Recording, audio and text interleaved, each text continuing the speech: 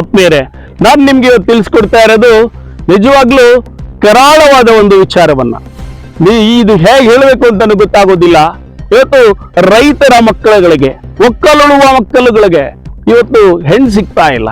ನೀವು ಯಾವ ಊರಿಗೋಗಿ 50-60 ಮಕ್ಕಳುಗಳು ಇವತ್ತು ಹೆಣ್ಣು ಸಿಗ್ದಲ್ಲ ಇದ್ದಾರೆ. 30-35-40 ವರ್ಷ ಆಗಿದೆ. ಎಷ್ಟೋ ಜನ ನನಗೆ ಹೇಳ್ತಾರೆ, ಸರ್ ಎಲ್ಲಾರು ಬಡವ್ರ ಮನೆ ಹೆಣ್ಣಿದ್ರೆ ಹೇಳಿ ಸರ್, ನಾವೇ ಒಂದು 5 ಲಕ್ಷ ಖರ್ಚು ಮಾಡ್ಕೊಂಡು ಮದುವೆ ಮಾಡ್ಕೋತೀವಿ ಸಾರ್ ಅಂತ. ನಮ್ಮಲ್ಲಿ ಯಾಕೆ ಈ ತರ ಬಂತು ಅಂತ ಇವತ್ತಿಗೂ ಗೊತ್ತಿಲ್ಲ. ಬೆಂಗಳೂರು, ಬಾಂಬೆ ಒಂದಷ್ಟು ಸಿಟಿ ಅಂದ್ರೆ ಹೆಣ್ಣು ಕೊಡ್ಲಿಕ್ಕೆ ಮುಂದೋಗೋ ಜನ ಇದ್ದಾರೆ. ಆದ್ರೆ ಇವತ್ತು ನಿಜವಾದ ಭೂಮಿತಾಯಿಯನ್ನ, ಪ್ರಕೃತಿಯನ್ನ, ಒಡಲನ್ನ, ತಂದೆ ತಾಯಿಯನ್ನ ಸಾಕೊಂಡಿರೋ ರೈತಾಪಿ ಮಕ್ಕಳುಗಳಿಗೆ ಹೆಣ್ಣಿಲ್ದೇ ಇರುವಂತಹ ಈ ಘೋರ ಸಂದರ್ಭ ಇತಿಹಾಸದಲ್ಲಿ ಎಂದೂ ಕೂಡ ನಾವು ಕಂಡಿರೋದೇ ಇಲ್ಲ. ನೀವು ನೋಡಿ, ಒಂದು ಹೆಣ್ಣಿಗೆ ಒಂದು ಗಂಡು, ಗಂಡಿಗೆ ಒಂದು ಹೆಣ್ಣು ಅಂತ ಅನಾದಿ ಕಾಲದಿಂದ ಒಂದು ಗಾದೆಗಳಿರ್ತಾ ಇತ್ತು.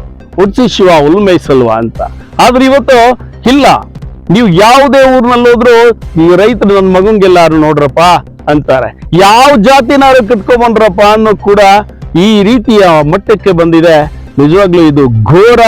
ನಿಜವಾಗ್ಲೂ ಇಂತಹ ಸಂದರ್ಭವನ್ನ ನಾವು ಸಮಾಜ ತಿರುಗಿ ನೋಡ್ಬೇಕಾಗಿದೆ. ಸರ್ಕಾರ ಎಚ್ಚೆತ್ಕೋಬೇಕಾಗಿದೆ. ಜನರು, ಸಮಾಜ ಎಚ್ಚೆತ್ಕೋಬೇಕಾಗಿದೆ. ರೈತರ ಮಕ್ಕಳುಗಳಿಗೆ ಮೊದಲೇ ಹೆಣ್ಣು ಕೊಡಿ. ಪ್ರಕೃತಿ ಜೊತೆ 80-100 ವರ್ಷಗಳ ಕಾಲ ಬದುಕ್ತಾರೆ. ಇವತ್ತು ಸಿಟಿಗೆ ನೀವು ಹೆಣ್ಣು ಕೊಡ್ತೀರಾ, 30 ವರ್ಷಕ್ಕೆ BP, ಶುಗರು, ನೆರಳು. ಕೇವಲ ಬಂದಿಖಾನೆ ತರ 4 ಗೋಡೆ ಒಳಗಿರ್ಬೇಕಾಗತ್ತೆ. ಯಾವ್ದೋ ಗಾರ್ಮೆಂಟ್ಸ್ ಅಲ್ಲಿ ಕೆಲಸ ಮಾಡ್ಬೇಕಾಗತ್ತೆ. ಯಾಂತ್ರಿಕ ಲೈಫ್ ಅನ್ನು ಅನುಭವಿಸ್ಬೇಕಾಗತ್ತೆ. ಆತ್ಮೀಯರೇ, ನಿಜವಾಗ್ಲೂ ಇವತ್ತು ಸಮಾಜ ತಿರುಗಿ ನೋಡ್ಬೇಕಾಗಿದೆ. ಹಳ್ಳಿಯ ಜನ, ರೈತರು ಅನ್ನ ಹಾಕುವಂತಹ ರೈತನ ಮಕ್ಕಳುಗಳಿಗೆ ಹೆಣ್ಣಿಲ್ದೇ ಇರೋದು ಎಂತಹ ಘೋರವಾದ ವ್ಯವಸ್ಥೆ ಗೊತ್ತಾ ಇದು? ಯಾಕೆ ಈ ತರ ಆಗಿದೆ? ಬಹುಶಃ ಭಾರತ ದೇಶದಲ್ಲಿ ಎಲ್ಲ ಕಡೆ ಹೇಗಿದ್ಯಾ? ಇಲ್ಲ. ಕೆಲವು ಜನಾಂಗಗಳಲ್ಲಿ, ಕೆಲವು ಅಲ್ಪಸಂಖ್ಯಾತರುಗಳಲ್ಲಿ ಹೆಣ್ಣು ಗಂಡುಗಳು ಸಿಗ್ತಾ ಇದ್ದಾವೆ.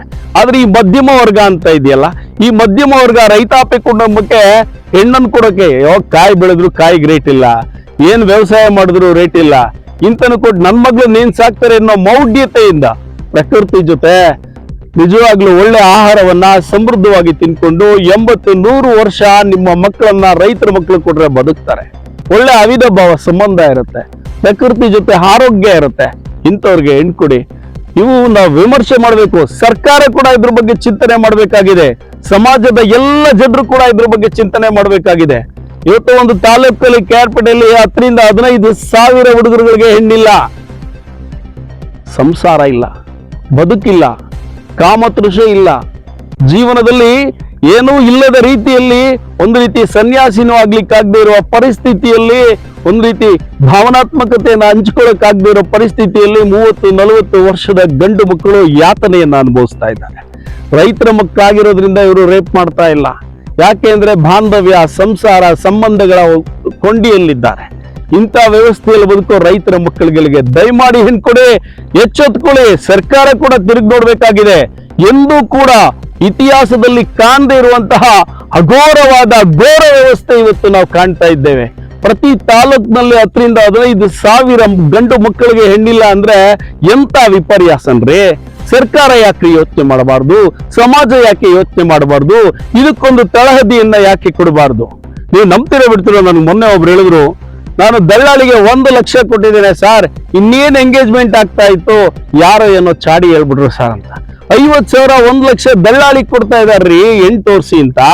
ಹೆಣ್ಣು ನಮ್ಮ 15 ಎಕರೆ 16 ಎಕರೆ ಜಮೀನಿರೋ ರೈತಾಪಿ ಮಕ್ಕಳುಗಳಿಗೆ ಹೆಣ್ಣಿಲ್ಲ ರೀ. ನಿಜವಾಗ್ಲೂ ಅಂದ್ರೆ ಇದು ಒಂದು ಜಾತಿ ಅಲ್ಲ.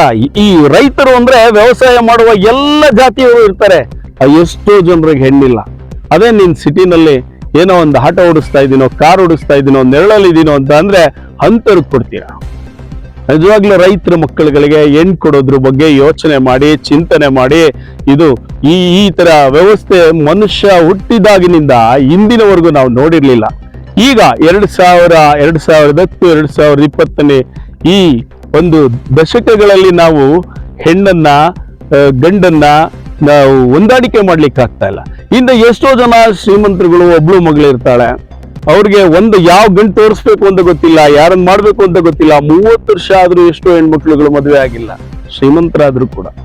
ಎಲ್ಲ ಆರ್ಥಿಕ ಮಟ್ಟವನ್ನ, ಸುಖ ಜೀವನವನ್ನ, ಮೇಲ್ಮಟ್ಟವನ್ನ ಯೋಚನೆ ಮಾಡ್ತಾ ಇದ್ದಾರೆ. ಬಾಂಧವ್ಯಗಳನ್ನ, ಸಂಸ್ಕಾರಗಳನ್ನ, ಈ ಹೊಂದಾಣಿಕೆಗಳನ್ನ ಈ ರೀತಿ ಯೋಚನೆ ಮಾಡುವ ಮನಸ್ಥಿತಿಯೇ ಇಲ್ಲದಾಗಿದೆ. ಯಾಕೆ ಈ ರೀತಿ? ಅವರ ಮನಸ್ಸನ್ನ ಯಾಕೆ ಬದಲಾಯಿಸ್ಕೊಳ್ಳಲ್ಲ? ಎಲ್ರಿ 40-50 ವರ್ಷಕ್ಕೆ BP ಶುಗರ್ ಸಾಯ್ತಾ ಇದ್ದಾರಲ್ರಿ. ಲೋ BP ಯಾರು ಕೇಳಿದ್ರು ಲೋ BP ಸತ್ತ ಅಂತಾರೆ. ಜೀವನ ಕ್ರಮನೇ ಇಲ್ಲ. ಇವತ್ತು ರೈತಾಪಿ ಬದುಕುಗಳಲ್ಲಿ ಪ್ರಕೃತಿಯಲ್ಲಿ ಬದುಕೋ ಜನ ಬಹಳ ಕಡಿಮೆ ಆಗಿದ್ದಾರೆ. ಸಿಟಿ ಪಟ್ಟಣ ಅಂತ ಬರ್ತಾ ಇದ್ದಾರೆ. ಎಂತಹ ವ್ಯವಸ್ಥೆ ಆಗಿದೆ. ಅದ್ರಲ್ಲೂ 8 ಗಂಟೆ 9 ಗಂಟೆಗೆ ಎದ್ದೊಳುದು. ನಿಜವಾಗ್ಲೂ 3 ಕಿಲೋಮೀಟರ್ ಯಾರು ವಾಕ್ ಮಾಡಲ್ಲೋ, ಯಾರು ನಡೆದಾಡಲ್ವೋ ಅವ್ರ ಆಯಸ್ಸು ಬಹಳ ಕಡಿಮೆ, ತುಂಬಾ ಕಡಿಮೆ. ಡಾಕ್ಟರ್ ಮಂಜುನಾಥ್ ಕೂಡ ಅದನ್ನೇ ಹೇಳ್ತಾರೆ. ಆತ್ಮೇಲೆ ಇದು ಯೋಚಿಸುವಂತ ವಿಚಾರ. ನಮಸ್ಕಾರ ಆತ್ಮೀಯರೇ, ನಮಸ್ಕಾರ.